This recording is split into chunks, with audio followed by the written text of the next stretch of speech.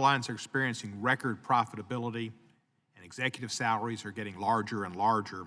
The flying public is being squeezed like sardines in shrinking seats, charged unreasonable amounts of money due to an increase to new ancillary fees, and faced with fewer choices as competition decreases.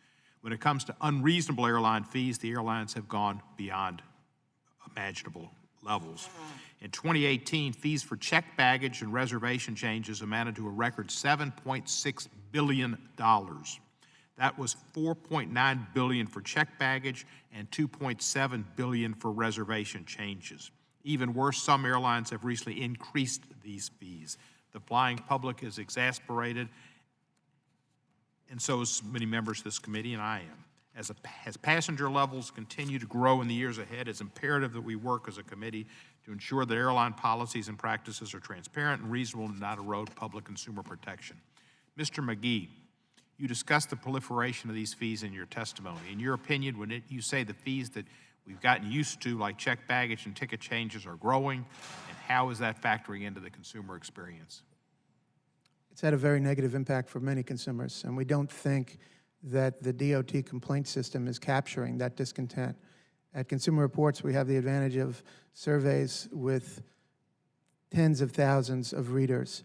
And when we ask them about airline service, which we do every year or two, the top of the list of complaints is fees, particularly baggage fees.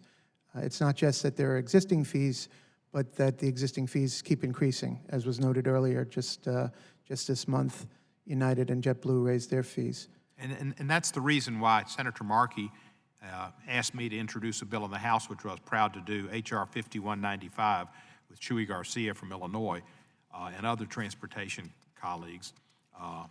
That would be the Fair Fees Act. This bill would prohibit the charging of fees, including cancellation, change, and bag fees it would require those fees to be reasonable and proportional to the cost of the services. They can still charge them, but they'd have to be reasonable and proportional.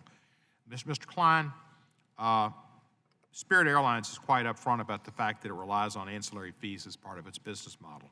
That being said, the pricing of some of these fees is confounding. Recent search for bag fees found costs more than doubled depending on time and place of purchase. What is the rationale for charging variable baggage fees depending on when a traveler buys their ticket? Congressman Cohen, as you mentioned, our business model highly relies on ancillary revenue. We're not shy about talking about that. What we do in our business model is make sure that we reduce the base fares, so the fares are reduced. Other airlines don't necessarily do that you're mentioning. What we do is bring the fares down so that customers that don't need to check bags or don't need to have a specific seat assignment have the ability to fly that may not otherwise be able to fly. And I understand that and appreciate it, but my question is, why do you charge more depending on when a traveler buys a ticket? You've got the same luggage space, you've got the same luggage. Why do you charge more if they buy their ticket at a different time? Certainly. So what we want to make sure we do is encourage people to think about when they're making their purchase decision. We want them to get that discount by assigning the bag fee to their record when they buy their ticket up front.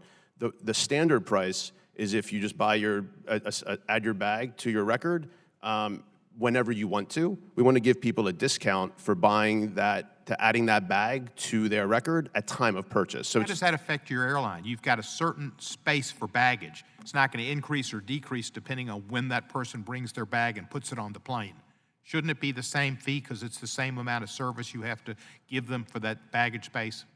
Yeah, well, the answer to the question is no. We disagree with that. We think it's better to give people a discount for adding their bag fee up front, because if they do that and can think about how they're thinking of their overall, to Mr. McGee's point, we want people to get the best upfront price they can. And I have limited time, and I appreciate it, but Mr. McGee, he called on you. Do you agree with his analysis? No, we don't. We believe that with the fee situation with the airlines, there are two problems. That's why we supported your legislation. One is the transparency. Consumers are confused by the fees. These are pages from the Spirit and United websites. You can't always determine the cost of a bag until you enter specific flight information. The other issue beyond transparency is that many of the fees are quite arbitrary, as was pointed out here in 2017 when Chairman DeFazio asked United and American, what is the cost internally of changing a ticket? And the executives were deer in the headlights. They couldn't answer it. Thank you very much. And with the Spirit Airlines,